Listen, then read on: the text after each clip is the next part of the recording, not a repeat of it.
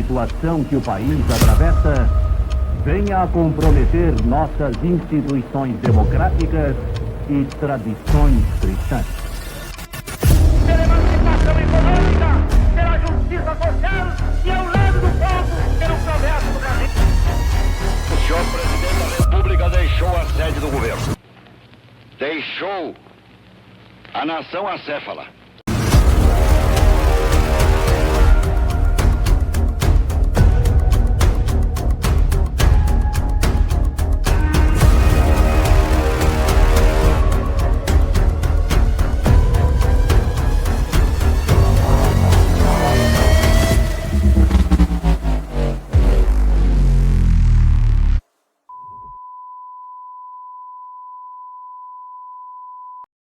João Belchior Marques Goulart nasceu em São Borja, no Rio Grande do Sul, estado marcado pela tradição política de Júlio de Castilhos, Borges de Medeiros e de Getúlio Vargas. Filho de um estancieiro, Jango entrou para a política seguindo a tradição trabalhista da sua região. Para Muniz Bandeira, é na condição de estancieiro que Jango desenvolve o seu nacionalismo. Além do mais, a estância não era a fazenda de café, voltada basicamente para a exportação. Seu produto, o gado, ia diretamente para os frigoríficos, na maioria estrangeiros, que ditavam o preço da carne. Por isso, Goulart, como Vargas, revelava uma dualidade de comportamento, decorrente das injunções econômicas impostas por aquela indústria, o que lhe permitia compreender os problemas urbanos da classe operária, inclinando-o para o nacionalismo. Filiado ao Partido Trabalhista Brasileiro, Jango foi deputado federal e o ministro mais jovem do governo de Vargas. No ministério, Jango dobrou o salário mínimo, medida que irritou as elites nacionais. Com Goulart deixando o cargo, Getúlio manteve o aumento. Bem relacionado com os sindicatos, Jango se torna o principal herdeiro do trabalhismo varguista depois da morte do presidente em 54. Abalado com o acontecimento, ele pouco participa da sua própria campanha ao Senado e perde a eleição. Em 55, no entanto, João Goulart é eleito vice-presidente com mais votos que Juscelino Kubitschek. 5 anos depois, é reeleito vice, com 4,5 milhões de votos.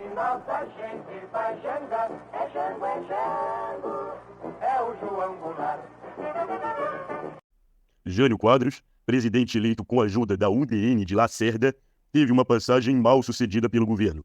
Na política interna, a luta tecnicista contra a inflação gerou um encolhimento dos salários.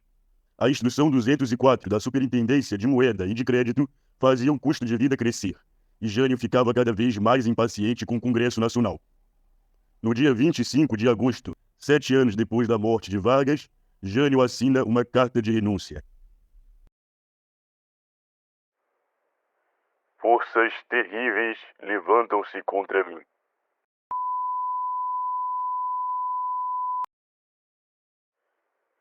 Nós pensamos que ele provavelmente renunciou na expectativa de provocar uma forte manifestação popular, em função da qual ele retornaria ao governo em melhor posição contra os seus opositores. Maior líder trabalhista do país depois da morte de Vargas, a possibilidade de Jango virar presidente assusta os militares entreguistas que conspiraram contra Getúlio até o final. O medo é de que o projeto representado pela linha do velho PTB tenha continuidade. Um dos primeiros a se pronunciarem contra a posse de João Goulart é um membro da junta militar golpista, Silvio Reck. A junta é formada por 3 entusiastas dos Estados Unidos.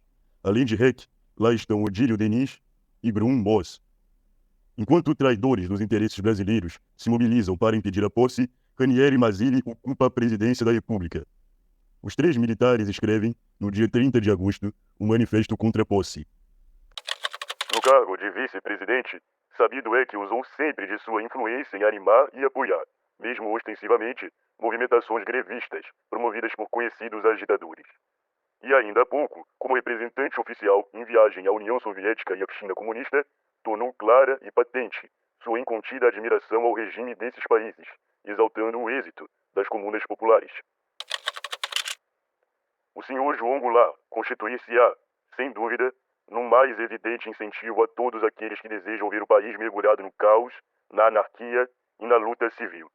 As próprias forças armadas, infiltradas e domesticadas, transformar-se-iam, como tem acontecido em outros países, em simples milícias comunistas. No Rio Grande do Sul, O governador trabalhista Leonel Brizola arma a população para combater o golpe. A campanha da legalidade põe Brizola na mira dos militares golpistas. Orlando Geisel, irmão do futuro ditador Ernesto Geisel, deseja explodir o Palácio Piratini com Brizola dentro. Algo semelhante com o que aconteceria anos depois no Chile contra Allende. Pela lei, com a renúncia de Jânio, Jango deveria assumir. Brizola não abre mão disso e percebe que o trabalhismo sofria algo parecido com a tentativa de golpe contra Vargas 10 anos antes. O governador fez o discurso mais emocionante da sua carreira de político.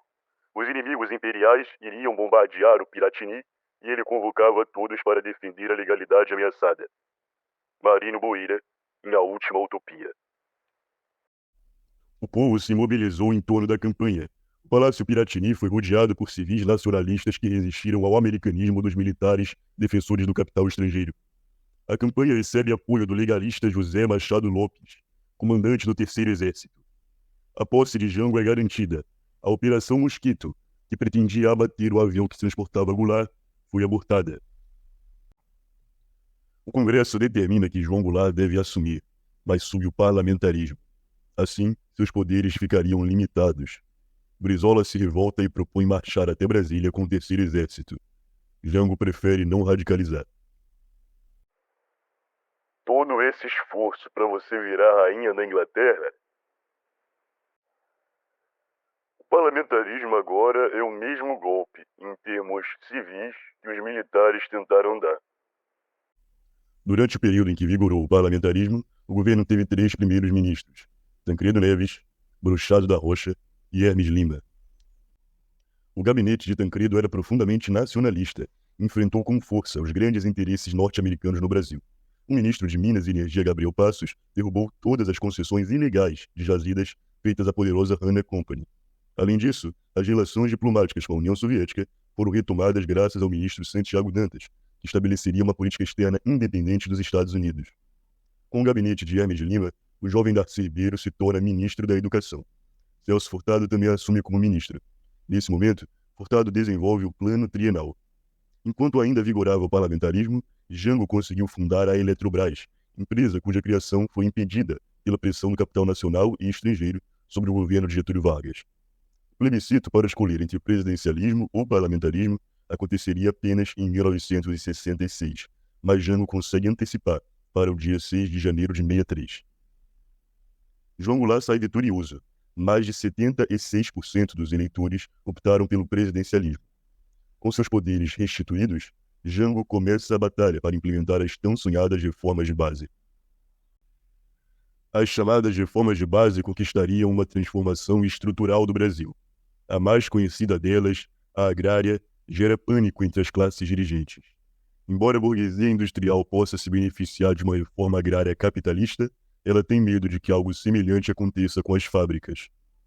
A reforma agrária livraria o Brasil dos latifúndios improdutivos, reverteria o êxodo rural e seria um largo passo adiante no desenvolvimento socioeconômico do país. Além dela, Jango também propõe reforma política e eleitoral, com o voto do analfabeto e de soldados, o estabelecimento de uma lei orgânica dos partidos e a redução do poder econômico nas eleições. Jango também defende a legalização do Partido Comunista. A reforma tributária, para melhorar a eficiência da arrecadação, reduzir os déficits e simplificar tributos federais. A reforma bancária. A reforma da educação. A reforma urbana, para melhorar as condições de moradia nas cidades que cresciam e se favelizavam. E a reforma cambial. Em 63, é construído um reator de pesquisas no sentido de desenvolver a tecnologia nuclear no país. O objetivo é, de anos depois, instalar centrais nucleares pelo Brasil. A legislação trabalhista legada por Vargas e a nacionalização do petróleo foram a etapa inicial do projeto defendido pelo trabalhismo brasileiro. Empoderado pelo povo, que o aprovava em sua maioria, João Goulart está disposto a levar a cabo esse processo. Jango conta com o apoio constante do chamado Grupo Compacto.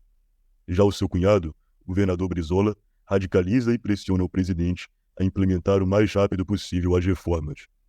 Ao lado de Sérgio Magalhães e Max da Costa, Brizola forma a Frente de Mobilização Popular. Golberino Couto e Silva, general e ideólogo da direita, funda o IPES. O IBAD, Instituto Brasileiro de Ação Democrática, financiado pelo governo norte-americano, compra deputados para fazer oposição ao projeto de governo. Nesse período, 3 governadores reacionários se levantam contra João Goulart. O conhecidamente corrupto Adhemar de Barros, governador de São Paulo. O liberal Carlos Lacerda, governador da Guanabara, que mais tarde conseguiria a proeza de ser exilado pela ditadura que ajudou a instaurar. E o banqueiro Magalhães Pinto, governador de Minas Gerais. As relações com os Estados Unidos se deterioraram principalmente após a sanção da Lei de Remessa de Lucros, que evitava a evasão de divisas no Brasil, o que irrita as classes dominantes do país imperialista. No velório do Papa, Jango se queixa com Kennedy sobre a conduta da embaixada. O presidente norte-americano diz que não pode ajudar. O governador paulista Adhemar de Barros consegue trazer armamentos através de vans vindas do Paraguai. O destino é o abastecimento do lado golpista. Odílio Diniz arma civis no sul. Jarrec prepara os direitistas no Rio e em Minas. O embaixador norte-americano Lincoln Gordon chegou a propor a mim que examinássemos a hipótese de até reduzir de 10% para 4% as remessas de lucro, o que eles aceitariam, desde que se deixasse de distinguir o capital estrangeiro do capital nacional pertencente ao estrangeiro. 4 navios petroleiros da Marinha Americana vão ser despachados de Aruba, no Caribe, para a cidade de Santos. Será enviada uma força-tarefa naval, composta por um porta-aviões e 6 destroyers e o desembarque de 110 toneladas de munição. Nós tivemos uma reunião esta manhã com Taylor e nós decidimos seguir, enviar uma força naval ao Brasil. No dia 1º de abril de 1964, os tanques de Mourão Filho descem de Juiz de Fora em direção ao Rio de Janeiro. A nova capital, Brasília, também é tomada. Maria Teresa, esposa de Jango, é levada com seus 2 filhos da Granja do Torto até São Borja, de onde partiriam para o Uruguai. João Goulart permanece no Brasil e tenta contornar a situação. Amaury Cruel, general amigo de Jango, já havia traído o presidente e aderido ao golpe. No Rio Grande do Sul, João Goulart analisa as possibilidades de resistência. Brizola quer ir até o fim. Com a ajuda dos Estados Unidos, que intervém através da Operação Brother Sun, o processo golpista vence e o Congresso nomeia um novo presidente, enquanto Jango ainda se encontra em território nacional.